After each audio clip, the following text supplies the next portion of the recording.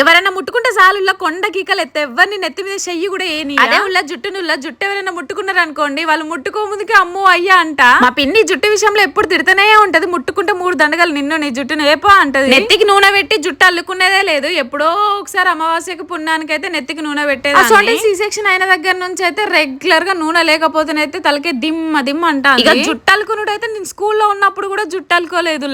ఇటొకటి పిలికేసుకొని పైన రిబ్బన్లు కట్టుకునేదాన్ని. అసలు ఇప్పుడు రోజు నెత్తి నూనె పెట్టుకొని రోజు అల్లుకోవాల్సి వస్తుంది. ఎందుకంటే పచ్చి తలదుల్లో ఇప్పుడు సిక్కులైనాయి అనుకోండి ఆ సిక్కులను తీద్దాం అనుకోండి ఇంకా ఉన్న నెత్తి ఖరాబ్ అయి తలకాయ నొప్పితో సావాలి. నాకైతే జుట్టు అల్లడం అసలే రాదు. అందుకే ఎప్పటికీ హెయిర్ కట్ చేపించుకుంటా. మహాగాడికి వేయడానికైనా తీరొక్క జుట్టులు అయితే నేర్చుకోవాలి. మహా కొంచెం జుట్టు పెరిగినాక ఇంటెనకాల పెళ్లి అయితే అబ్బాబా తలకే పేలిపోతుంది. అసలు ఏందో ఏమో గానీ ఒక 10 రోజుల నుంచి నాన్ స్టాప్ గా వాళ్ళు డీజే పెట్టుకొని ఎగురుతూనే ఉన్నారు. ఆ డీజే మా ఇంట్లో పెట్టినట్టే నాకు వినబడుతుంది. కనుల్లో ఒక్కొక్క పాట ఏంటంటే నా పానం ఆగట్లేదు. ఎంతైనా డాన్స్ లవర్ని కదా. నార్మల్ గా అయితే అట్లా డీజే పెట్టి ఎవరైనా ఎగురితే మస్తు అంటే మస్తు పచ్చి ఎంజాయ్ చేసేదాన్ని. ఇప్పుడు పచ్చితల కాబట్టి భరించలేకపోతాను ఆ సౌండ్ ని అంతే. మళ్ళా